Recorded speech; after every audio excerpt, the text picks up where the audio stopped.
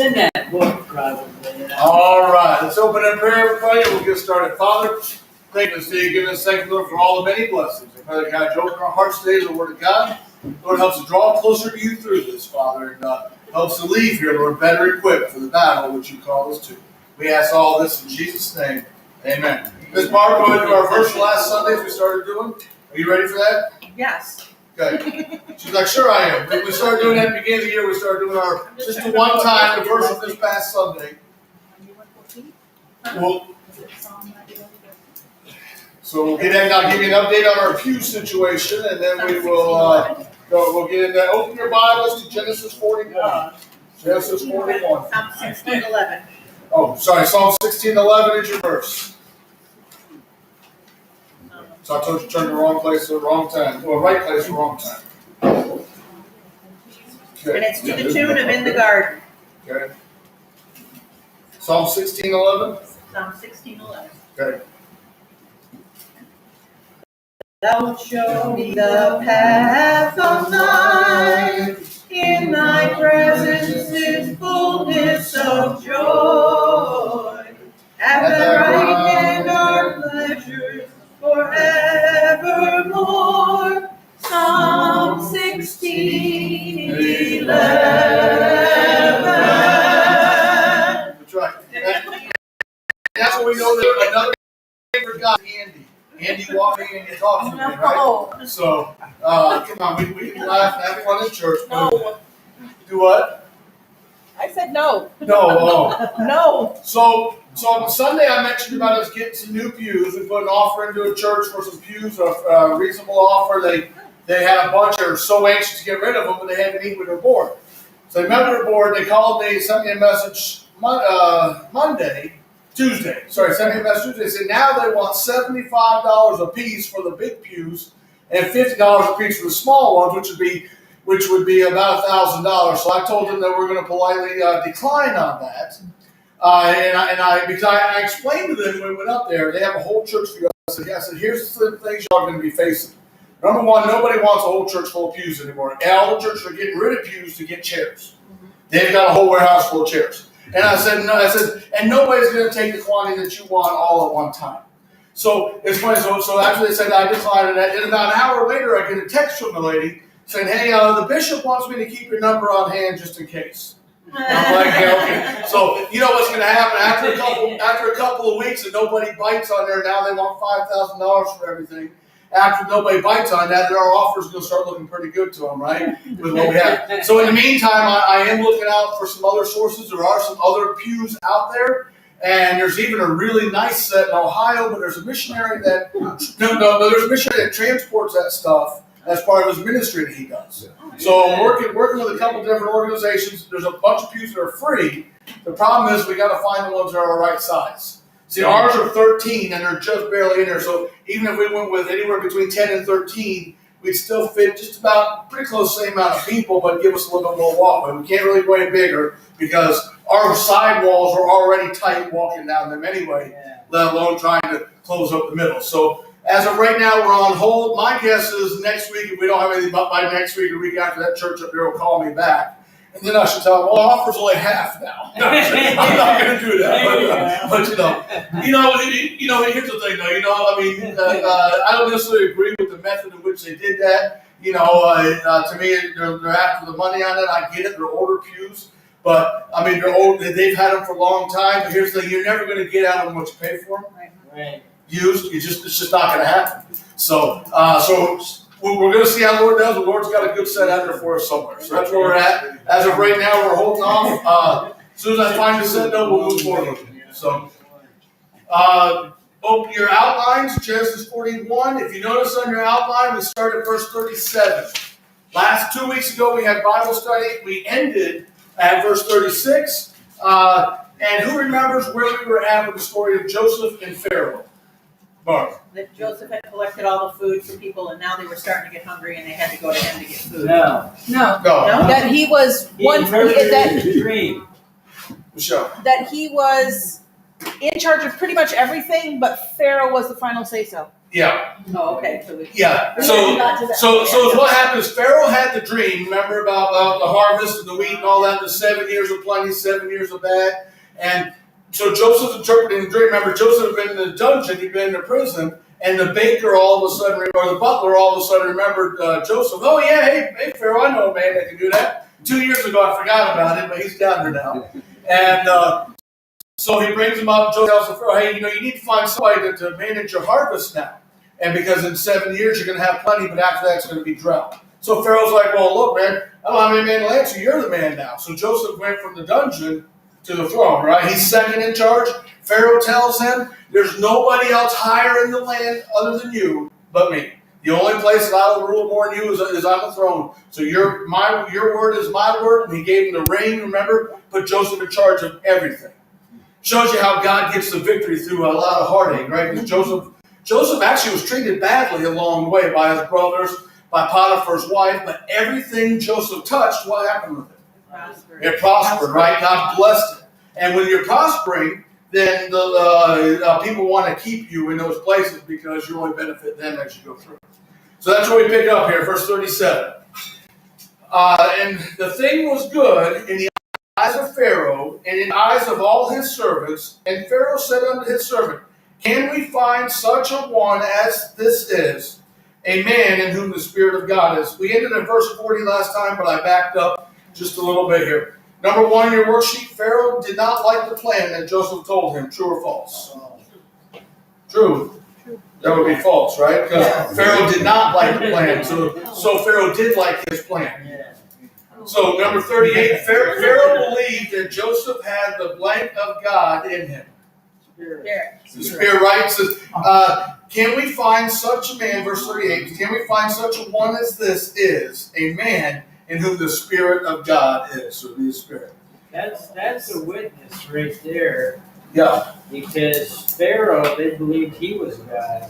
Yeah. Yet Pharaoh acknowledged, the Spirit, the true God is in him. Well, it also shows too that when God moved on somebody, people knew it because look at King Nebuchadnezzar with Shadrach, Meshach, and Abednego, right? He knew that their God was the God of the Bible. King Darius with Daniel, right? Yeah. He knew that Daniel's God was God. And Pharaoh here, all these God haters or God rejectors know who the God of the Bible is. So it makes you wonder, why don't you believe in him? And if you see what he does, you know what he's capable of, why don't you just believe in God? Right. You know, it's such a simple concept, they don't get it. Verse 39. Huh? They had no ears. Yeah, they had no ears? Ears to hear. They Yeah. had no ears to hear. Yep, very true.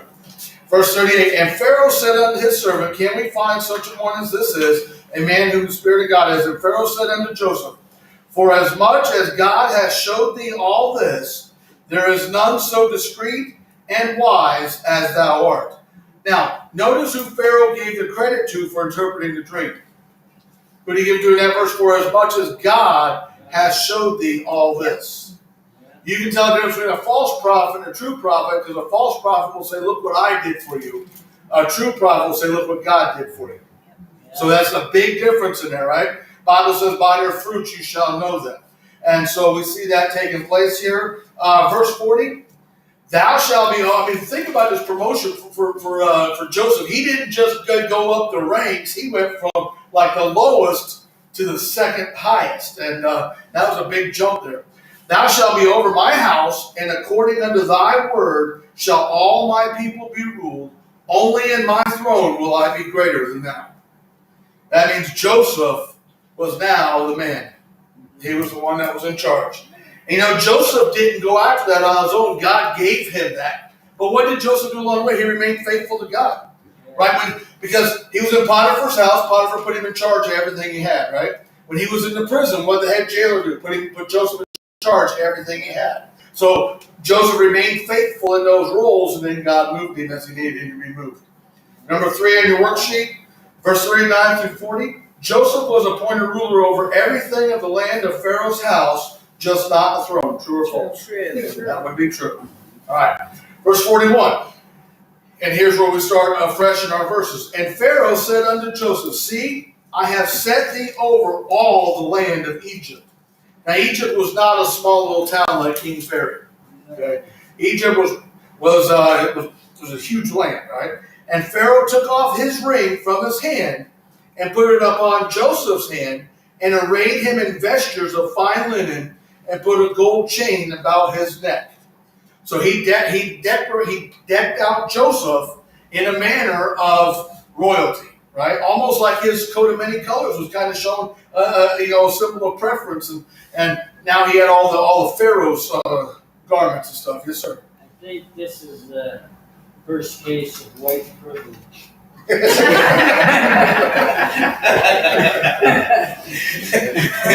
Well, praise the Lord. Well, it's true. Egypt's the land of Ham. Yeah, that's true. That's true. Verse 41. Actually, I think we just did that. So number 4 in your worksheet. Joseph was promoted, and Pharaoh took Jacob's ring and wore it. Huh? No, Pharaoh's ring. There you go. See if anybody come on. See, Joseph was promoted, and it was Jacob took Pharaoh's ring, not Pharaoh took Jacob's ring. Somebody was trying to be a little slick with us here. Imagine. Now, see, I don't remember this. I wrote this for last week's Bible study, but then we had the weather come in, so I got to remember what it was. Praise the Lord. Verse 33. And he made him to ride in the second chariot which he had, and they cried before him, bow the knee, and he made him ruler over all the land of Egypt. So when it says they cried before him, who cried before him? The people. Maybe the people, right? Or even the guards walking around with the chariots going out. So you got Pharaoh in a chariot, you got Joseph in a chariot next to him to walk around, all the people walking with that, like the president goes out, he's got the brigade with him with the cards, you got people walking beside, telling him, hey, bow your knee, bow your knee, bow your knee. Royalty's coming through. Pharaoh and Joseph. So Pharaoh took Joseph and basically went around to the parts of the land, letting people know that Joseph was now the one who was in charge. So, number 5 in your worksheet. Joseph rode in second seat as Pharaoh made him ruler over the land of Canaan. True or false? Second chariot. That's the land. Yeah, Joseph rode in second seat as Pharaoh made him ruler. Right, it was also not the land of Canaan, it was the land of Egypt. Land of Egypt. Land of Egypt, see? Man, it was slick this time. All right, verse 44. And Pharaoh said unto Joseph, I am Pharaoh, and without thee shall no man lift up his hand or foot in all the land of Egypt. Now, what's Pharaoh saying here? He said, I'm Pharaoh, but no man's going to do anything without you, right? And without thee. So in other words, Joseph had control over all the work, all the finances, everything of the land of Egypt. He was over everything. So Pharaoh's going to sit back and basically let Joseph run. It's almost like some companies, you have the president, the CEO, the same person. Some companies have a separate president, separate CEO. It's almost kind of like that. But one's the head honcho, the other one's kind of the next guy in line that runs it. So the only know that because I watch Shark Tank a lot. So if anybody ever watch Shark Tank, it's kind of a cool show. Number 6, no man shall lift up his blank or blank without Joseph. Hand or foot, right? Hand or foot. All right, verse 45. And Pharaoh called Joseph's name Zaphnath Paneah. So we're going to go with Joseph. All right, and you just have to allow me to butcher this name here, okay? Huh? Do what? Zaph. There you go. Yeah, Zaph. We'll nickname him Zaph. That's what we'll do. There we go. And notice, so Pharaoh called Joseph, Joseph's name Zaphnath Paneah, and he gave him to wife Asenath, the daughter of Potiphar's priest of On, and Joseph went out over all the land of Egypt. So, in one day, Joseph got promoted and got married, right? So, actually, we don't know how long it took for him to get the wife, but we know it was relatively close there. Verse number 7 on your worksheet. Joseph was given a wife and went out over some of the land. True or false? Why that false? He went out over all the land of Egypt. Now, I'm sure it took him more than a day to cover the whole land of Egypt. I'm sure it took him a while to get through. You gotta forgive me, my throat's been running dry this past couple days. I'm starting to get the signs of this head cold going around. I'm fighting it very heavily with Diet Coke, cheeseburgers, and NyQuil. So it's working well for me, all right? Just got to get it fought down. What? Sherry's ordered this. Huh? Yeah, pizza works good, but it's not as good as cheeseburgers and white. Trying to drown it out. I'm trying to. There you go, trying to drown it out. Verse number 46. And Joseph was 30 years old when he stood before Pharaoh, king of Egypt. And Joseph went out from the presence of Pharaoh and went throughout all the land of Egypt. So you know what this is saying? Joseph was just a kid. Joseph was 30 years old and got promoted that. He's probably the youngest second-in-command ruler ever known. You know, but it shows he had the wisdom and the power of God on him. I mean, you know, how great is that? That's when Jesus' ministry started when he was 30. Jesus' ministry started when he was 30 years old, right? His earthly ministry did. Yep, lasted for 3 years. So, all right, number 8 on your worksheet. Joseph was blank years old when he was made ruler of Egypt. You have 22, 23, 45, or 30? 30 years, right? Verse 47. And in 7 plenteous years, the earth brought forth by handfuls. And he gathered up all the food of 7 years, which were in the land of Egypt, and laid up the food in the cities, the food of the field, which was round about every city, laid he up in the same. So what's these 2 verses saying here? It's talking, we're in the 7 years of plenty. In other words, there's so much food coming in, so much food growing, nobody's wanting anything. But Joseph's taking it, he's storing it. Looking back, we probably should have done that with our eggs years a few months back, right? When we had plenty of them. Yes, sir. Well, the question I have is, obviously that dream and that interpretation wasn't secret because the people saw Joseph gathering all this stuff. Right. And so my question is, why didn't the people build their own little granaries and put away stuff like our forefathers would have their pantries and stuff? So when the 7 lean years came, they didn't have to sell their property and everything just to get food. Well, it doesn't say they didn't do that. I mean, you know, each one of them might have a little bit of storage in their own Well, it place. says They that depended on the government. Well, yeah. So, I mean, they might have had a pantry full, but if their pantries were the size of ours, it wouldn't last long, it right? ain't gonna last 7 years. You say that everybody knew about the dream? Because I thought just his brothers knew about it. They were so envious, they want to kill him over it. Because He's not talking about that dream. No. He's talking about the dream that Pharaoh had. Right. Yeah, the one that Pharaoh had. So say people throughout the land of Egypt probably heard about the dream. Well, to your point, Steve, probably word of mouth, right? Because Pharaoh told the dream in front of his people, his wise men, rulers, all that. Nothing saying, you know, they talk. Oh yeah. So, but the dream you're talking about, Chuck, is the one with his brothers, and that's going to come up here a little bit too. Yes, ma'am. The people must have noticed that he was gathering up all the food for Absolutely. 7 years. Yeah. It's like, you know, Yep. And they might have been told, hey, we're gathering this up, so when the 7 years of drought come, we all got plenty of food. We all have food to survive on. It might have been part of their taxation system that they had to give up part of their food too. You never know. Good point, yes, sir. But too, it might have been the people thought, wow, these good times are gonna last forever. You know, to your point, when we are in good times, even if we know they're going to end, we get like right in the middle and we forget about that ending coming, don't we? Sometimes we just we focus on that plenty so much, and all of a sudden the drought comes. Like, yes. Yeah, another thing, they didn't believe in climate change. No. Nothing was going green at that point, right? Amen. All right. Verse 48. I already did that. Number 9 in your worksheet. The land produced the plenty as promised. True or false? Some of the cities around Egypt gathered up the plenty as well. False. Why is that one false? they just never, it doesn't say they gathered themselves for the cities. It was always Joseph that gathered things. So, well, you're right. I mean, it would be false, it's correct, but I think it was more that he gathered up all the food of 7 years, which was in round about every city, laid up in the same. And on there it says gathered up 70, or at some of the cities. So, you know, the question was, so the correct answer is false, which is right. Verse 49, and Joseph gathered corn as the sand of the sea, very much until he left numbering, for it was without number. So what your mind when you gathered up corn as the sand of the sea?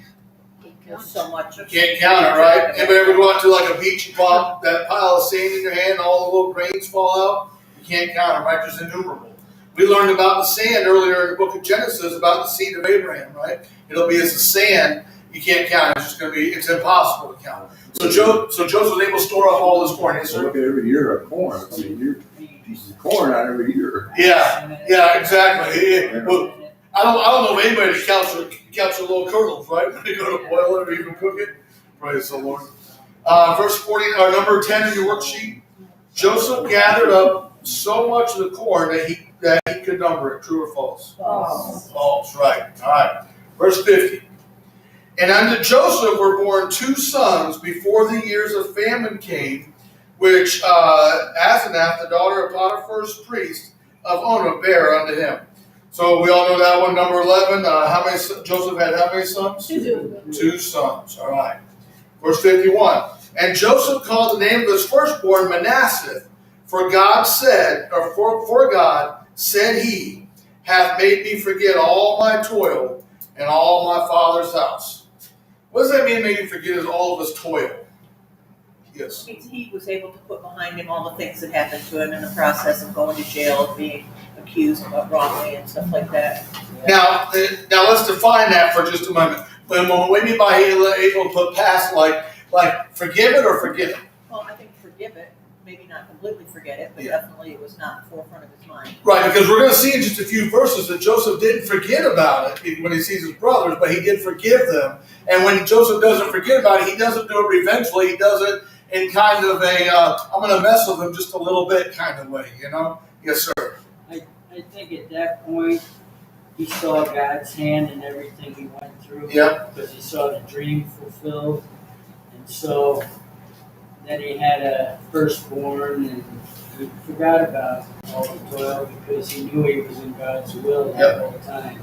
You know, I actually mentioned on my podcast series on what the Bible says about women, how when a woman, she goes through all that pain and that anguish of childbirth, the moment she holds that baby in her hand, she forgets all about that, you know, because she's got the reward, the prize in her hand. And so Joseph, I think at this point, he got, you know, he's been at peace with this. He forgot all about it, but not forgot about it, but he forgave his brothers. He has no animosity towards them.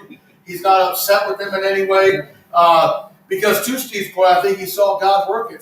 Because, you know, folks, every time we go through the hard times, we get to that victory at the end. We get to that victory, we realize sometimes, man, I'm kind of glad I went through that, because if I didn't go through that, I wouldn't be where I am today.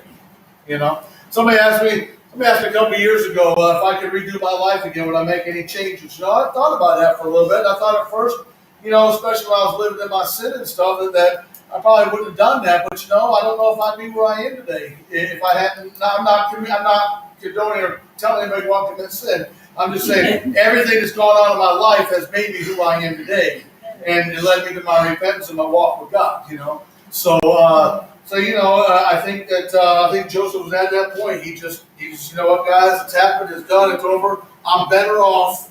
God used what happened for good, right? And Joseph knew that. So, verse 51, I just said number 12 in your worksheet. Ephraim means that God had made Joseph forget all his trouble at his father's house.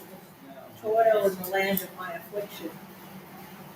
51, toil in all my father's house, right? Verse 51, Joseph called the name of the firstborn Manasseh, for God, said he, hath made me forget all my toil and all my father's house. So the answer, I put, so Ephraim means that. No, So it's Manasseh. it'd be Manasseh means that, right? So that would be false. Number 12. Verse 52. And the name of the second called he Ephraim, for God hath caused me to be fruitful in the land of my affliction. Number 13 in your worksheet. Manasseh means to be fruitful in the land of my affliction. That would be, why is that false? Because it's Ephraim, right? So switch the two names around. Yep. Amen. So we got that. Verse 53. And the 7 years of plenteous that was in the land of Egypt were ended. Well, that kind of says that in verse number 14. Your worksheet, the 7 years of plenteous had ended. That was just a comment. Verse 54. And the 7 years of dearth began to come, according to as Joseph had said, and the dearth was in all lands, but in all the land of Egypt there was bread.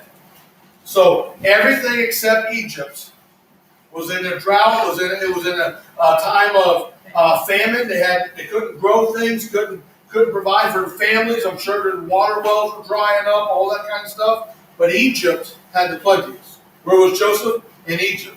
So God bless what Joseph did. Yes, sir. I think one of the reasons why they were able to grow food there, or have food, was the Nile Delta too, was real huge.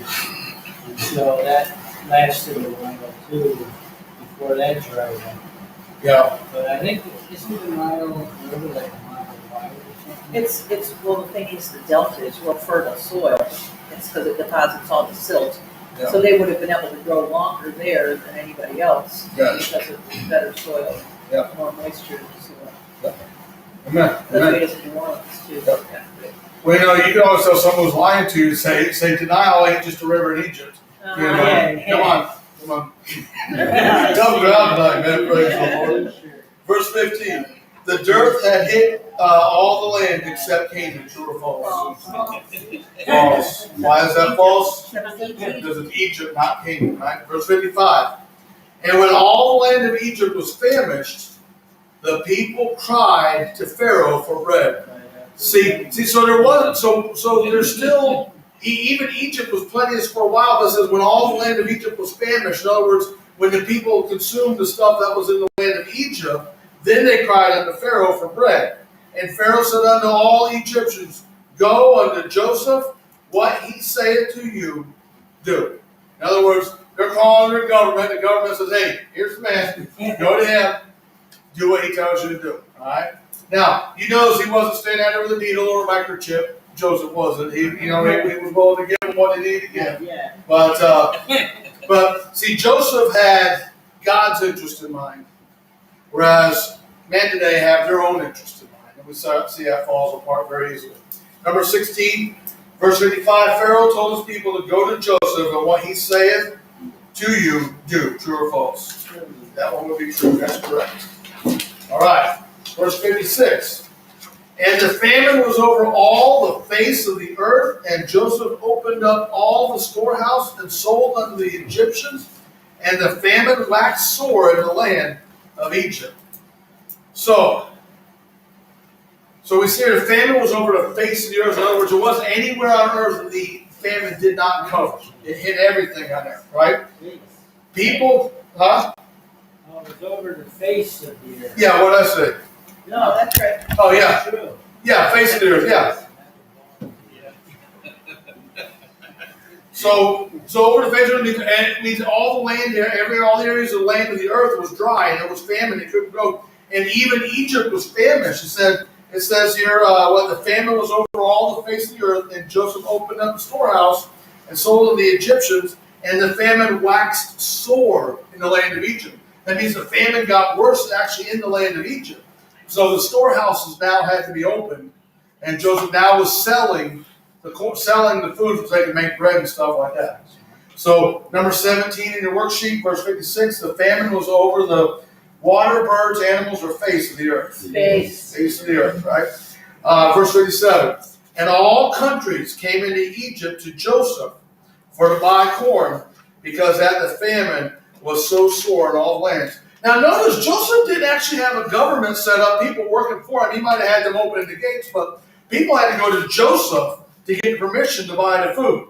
They had to go to him to sell it to him. Now, everybody came to Joseph. That's a lot of people Joseph had to deal with on a daily basis. Yeah. And because probably people didn't always have the money, so they might have traded animals, might have traded different things, bartered, whatever it was. I mean, they didn't have the Federal Reserve currency that we have today, and technically, people, our money's not our money, it's all got the government's name on it, so at some point it's theirs, right? Praise the Lord. All right, pass it on. Chapter 42, verse 1 through 2. Now, when Jacob saw that there was corn in Egypt, Jacob said unto his sons, why do ye look one upon another? What's he saying here? What's Jacob telling his sons here? And they're looking at each other like, what do we do? Yeah, standing around, hey, there's nothing to grow, we can't go out and harvest, what are we gonna do? Jacob's like, look guys, there's food in Egypt, we're gonna go over and buy that food, alright? Now, who is Jacob again? Jacob was Joseph's Joseph's father. Joseph's father, right? Then got changed to Israel, blessed by God, all the way through where the nation of Israel started from. Alright, verse 2. And he said, behold, I have heard that there is corn in Egypt. Get you down thither and buy for us from thence, that we may live and not die.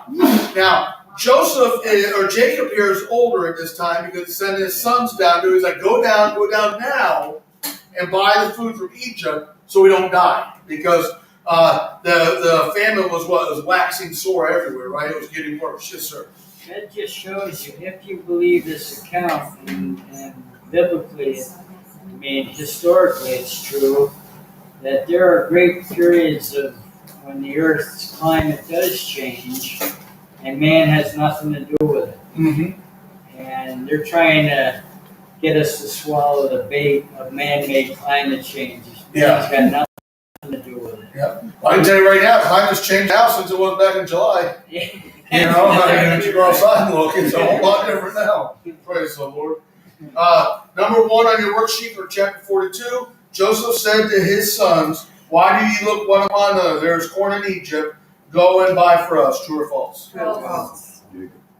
Oh, Jacob said that. That's right. Jacob, not Joseph. Man, I feel like we actually almost circled true on that. We also said false. I'm like, wait a minute, why? But it's right. Jacob said that. I almost got myself hung up on it. You know it's pretty bad if you write out a test and you fail it. Right? I mean, come on. So for us all. Do what? 90% of them are trick questions. Do what? 90% of them are trick Yeah. questions. Yep. Verse number 3. And Joseph's 10 brethren went down to buy corn in Egypt. But Benjamin, Joseph's brother, Jacob, sent not with his brethren, for he said, lest peradventure mischief befall him. Because, Jacob's now concerned about mischief falling on the younger one, because he as far as Jacob knows, Joseph's dead. Remember, the last that Jacob heard was that Joseph was eaten by an animal because they saw his coat of many colors. That was all torn up and bloodstained all over him. So the 10 brothers go. Benjamin, the youngest one, stays back. He doesn't go. He's not back because Joseph's afraid that something might happen to him. So if the other 10 die, at least he still has one son left. So basically sacrificing, he's willing to sacrifice the other 10, but he wants to hold on to Well, the because one. the last time they all went out and he sent Joseph out there, Joseph never came back. Yeah, exactly. Why would he do it a second time? Absolutely. So what, fool me once, shame on you, fool me twice, shame on me, right? They at least learned that lesson not to repeat. So we see in number 2 on your worksheet, all of Jacob's sons went to buy corn. That's supposed to be corn, except Joseph's brother Benjamin. True or false? True. True. Why was Benjamin identified as Joseph's brother and not their brothers? Because he was. He was born to Rebecca rather than Leah. Rachel. Yeah. See, remember the wife that Joseph loved, or that Jacob loved, was Rachel. Right? He got Leah and he got the handmaid, but he loved Rachel. Rachel was one that couldn't have the children for so long. Then she had the children, she bore 2, and she died in childbirth with Benjamin, right? As we saw in there. So that's why I identified as Joseph's brother, not the other boys as his brother, right? It was just a neat little wording that identifies who the mothers are with that one. Verse 5.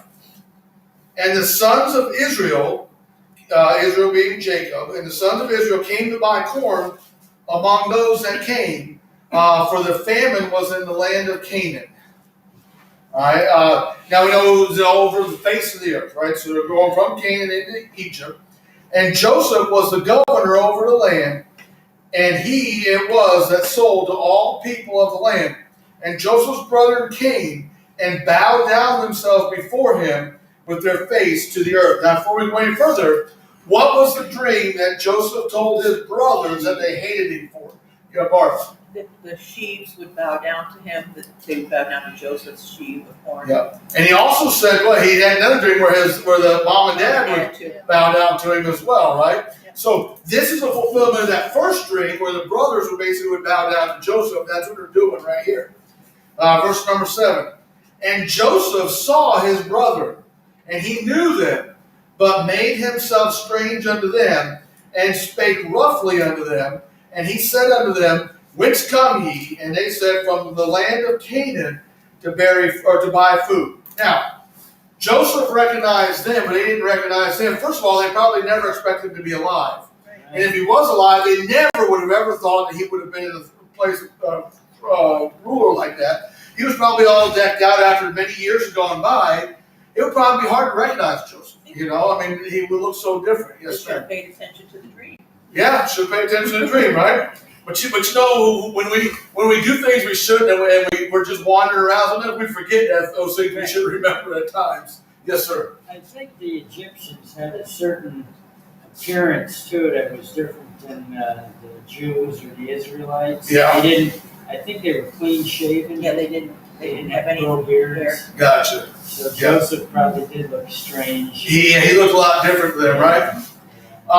And we see here that Joseph knew them, and so Joseph, we see in a couple of verses back that he forgot. He basically let go of everything that happened to his past, his father's house, but now he's speaking roughly to his brothers.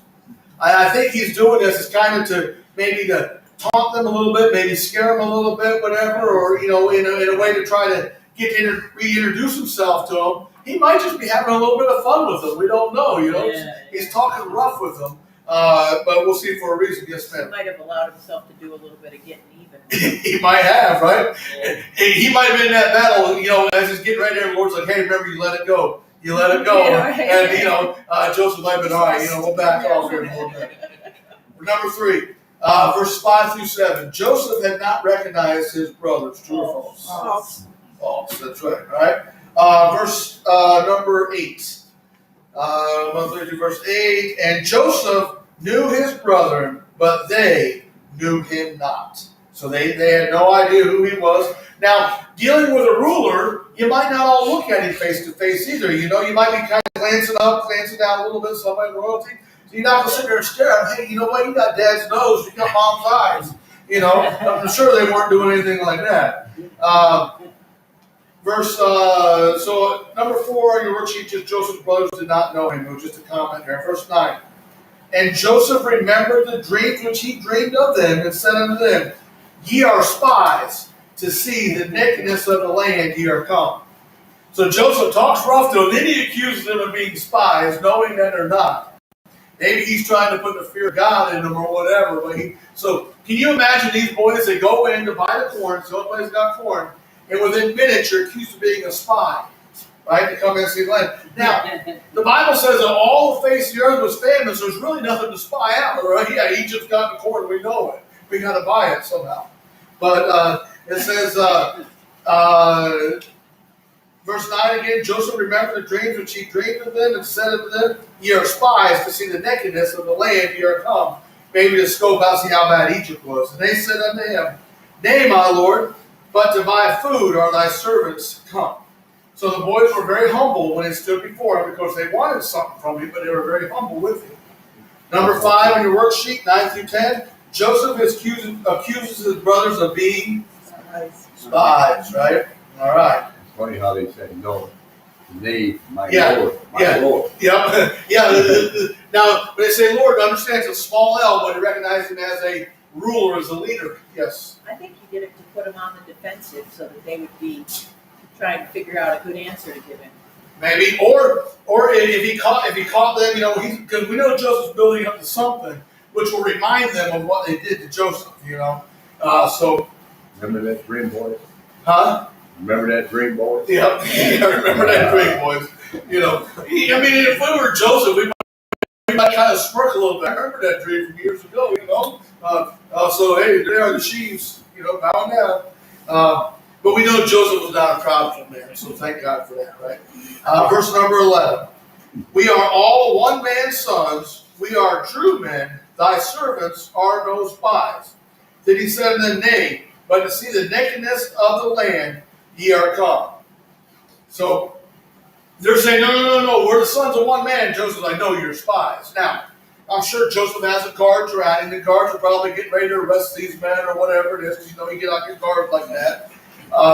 So number 6 in your worksheet, 11 through 12, Joseph is still accusing his brothers of being spies. And I said, I bet he's having a little fun right now. Because I mean, he's got.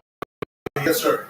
Maybe he's gonna test if they're genuine, because lying seems to be a familiar spirit in that family.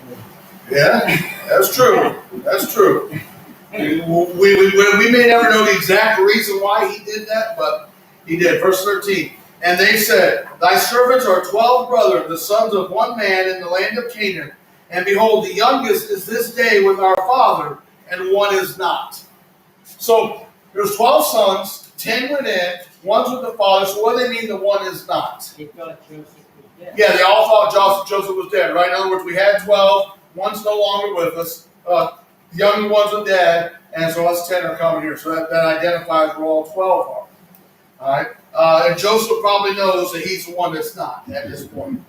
Verse 14. And Joseph said to them, That is it that I spake unto you, saying, Ye are spies. Man, Joseph's really pushing this spy agenda with them. He's like, I'm telling you, you're spies. Number 7. The brothers are trying to tell Joseph the truth, but Joseph accuses them of being spies. Verse 15. Hereby ye shall be proved by the life of Pharaoh, ye shall not go forth hence, except your youngest brother come hither. So Joseph basically says, listen, we're going to hold you. You're going to prove yourselves that, because he's like, I want to see your younger brother. You know. Verse 16. Send one of you and let him fetch your brother. He shall be kept in prison, that your words may be proved, whether there be any truth in you, or else by the life of Pharaoh, surely ye are spies. Now, I'm not 100% sure, I don't remember, and I forgot to go back and look. Was Benjamin born before Joseph was put in the pit? I think he was born after Joseph was put in the pit, right? So Joseph may not know about Benjamin, may not know about him before he went into prison on that. I think it was after Joseph died, or after Joseph got put in the pit and sold, that Benjamin was born. Well, just by the way his words you're coming up to, Yeah. it just leads me to think that he doesn't know about Benjamin. Yeah.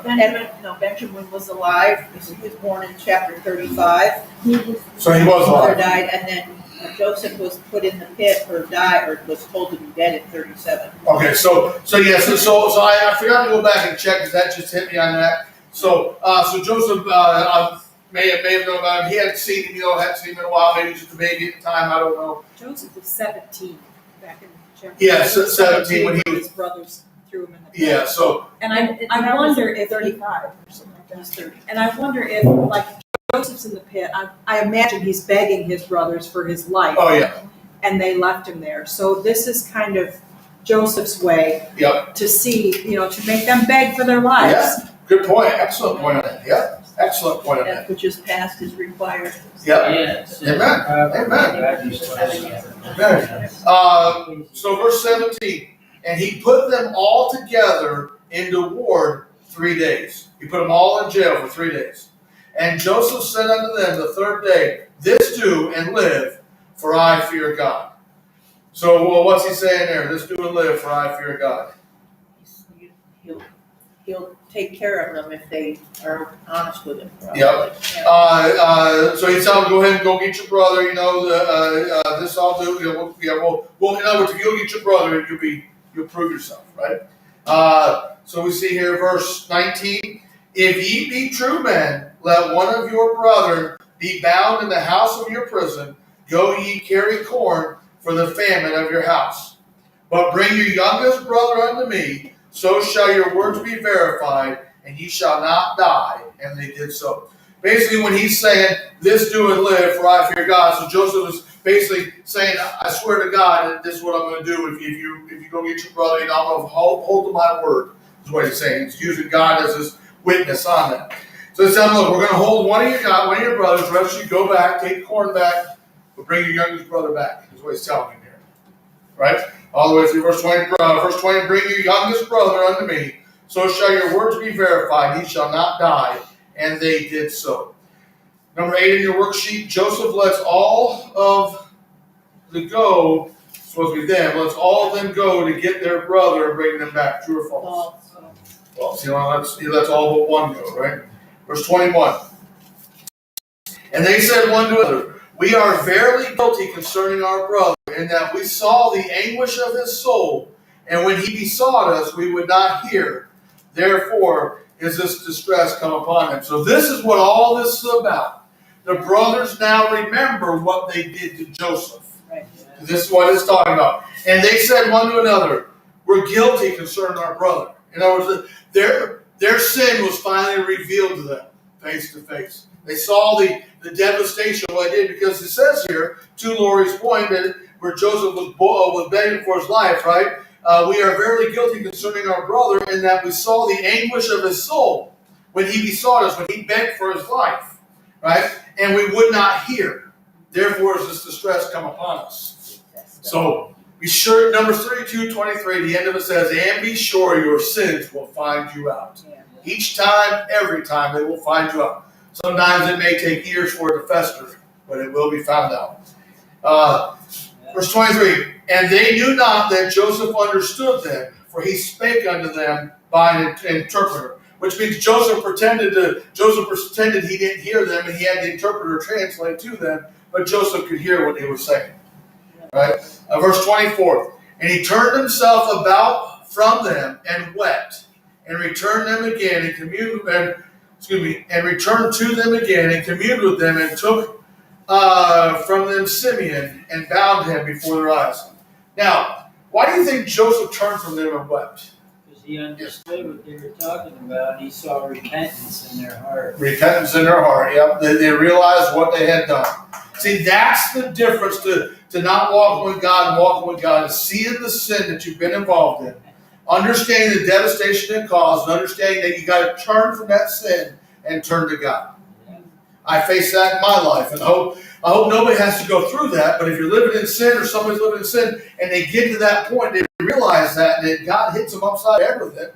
They got to turn to God and get and forsake the sin. And forsake it means you have no more desire from it. You turn from it. And I believe that from what's happened in my life, I believe God will take all the desire for that sin away from you. The temptation will be there to go back again. But you'll be able to resist that because you have the power of the Holy Spirit. Yes, ma'am. He had to be filled with sorrow for all the things that he went through, being in prison for all that time and being treated badly. Yep.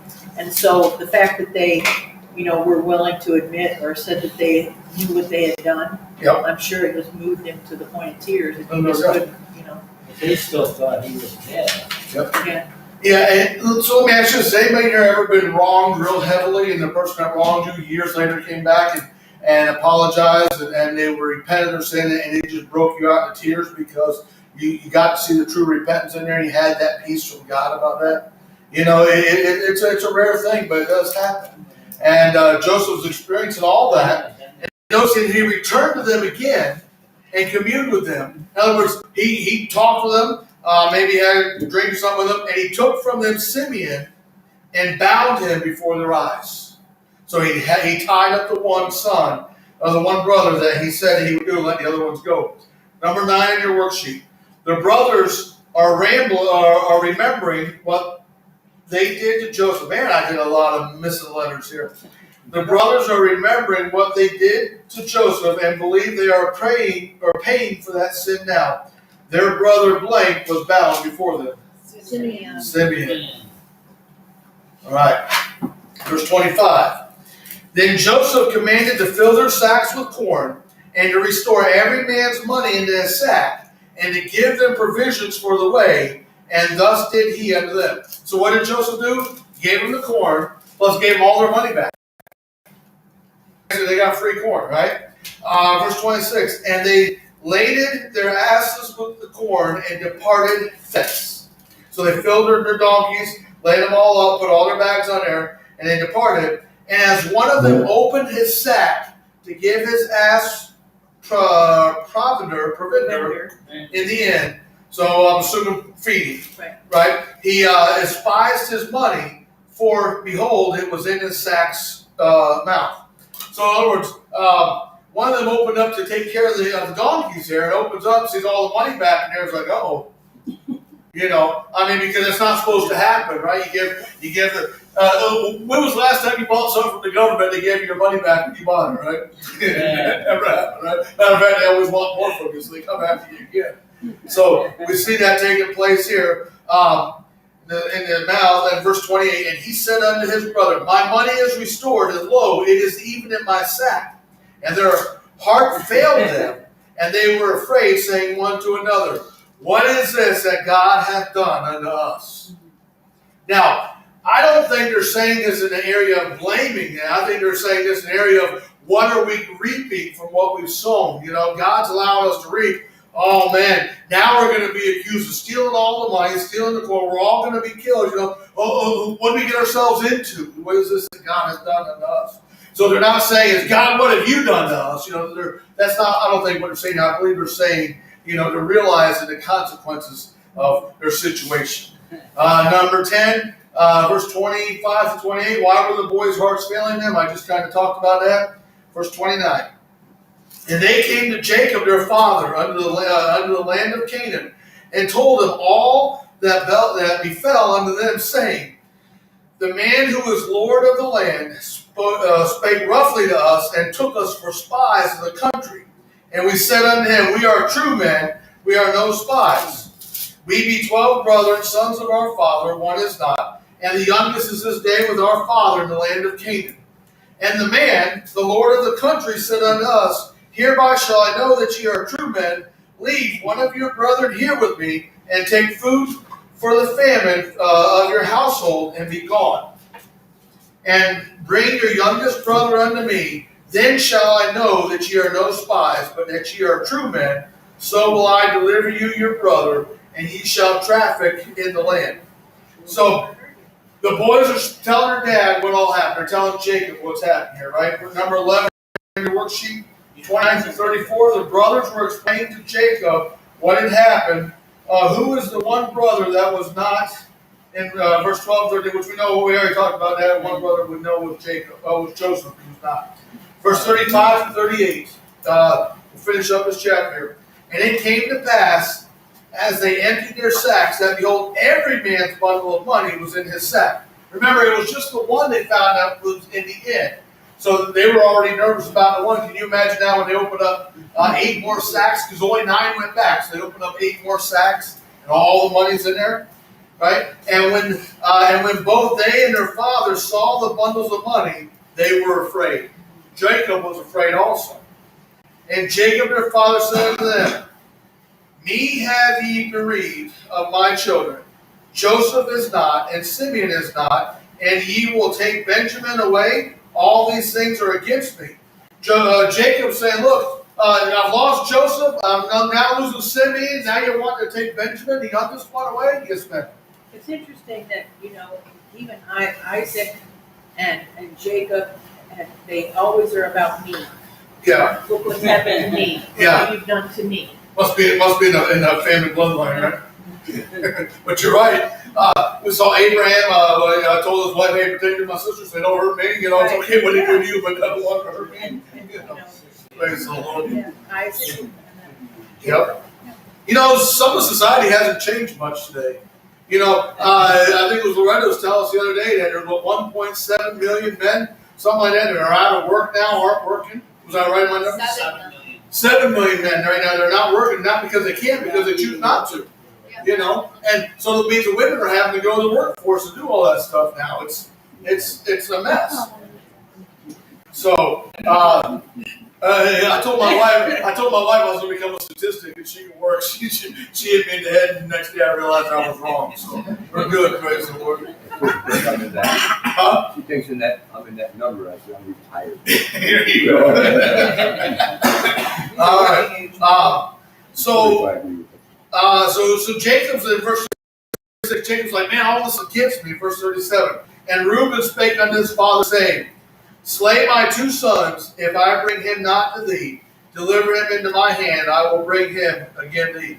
So Reuben was willing to bet his 2 sons' lives that he would make sure Benjamin was protected.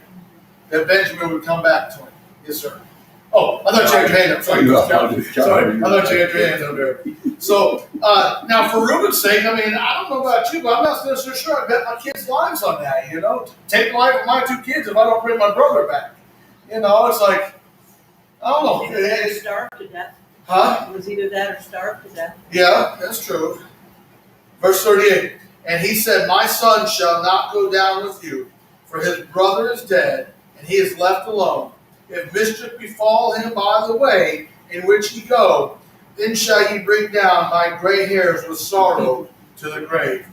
Joseph is basically saying, listen, or Jacob is basically saying, look, I'm going to die if my sons die, right? You're going to bring me down. Now, Jacob thinks that this pathway is real scary. The reason why it's scary is because of his sons, right? They're the ones that they got rid of Joseph. They're the ones that are the reason why Simeon's left back in Egypt. So the way is not as bad as what Jacob thinks. It's just how we've been led to believe. Yes. Did Jacob know though that his sons had given Joseph away? They didn't know. Not at that point. No, No. Jacob at this point still thinks that Joseph is dead. Right. It's in the next couple of chapters that we find out that he wasn't. So there's a lot went on in that chapter. I'm telling you, man. What I like about the book of Genesis is that it's never a dull book. It's a continual book, and it's just always something going on. So next week we pick up with them taking Benjamin back, and we'll see what happens at that point, and see if they rescue Simeon. That was probably one of the fastest hours I think I've been through in a long time. I'm pretty close to it. Yes, sir. Jacob was reaping all the deception he had sown early in his life. Yeah. And so he's just finding out just how bad deception is. Well, the sins of the father carried on to the third and fourth generations, right? Right. See, I keep saying this, and people got to start understanding it. Our sins don't just affect us; they affect so many other people around us, and that's something we so often forget about. Prayer request. I did talk to Liz a little bit today. You want to give us an update? She said she's feeling a little bit better. Yeah, no, maybe. I don't know, she went to the doctor's today, so they just doubled her medicine. to see if it's Okay. gonna make a difference. So keep Liz in prayer with her back. The Woodburns in prayer, being out of town, being with her daughter. I don't think she's had the baby yet. I haven't heard.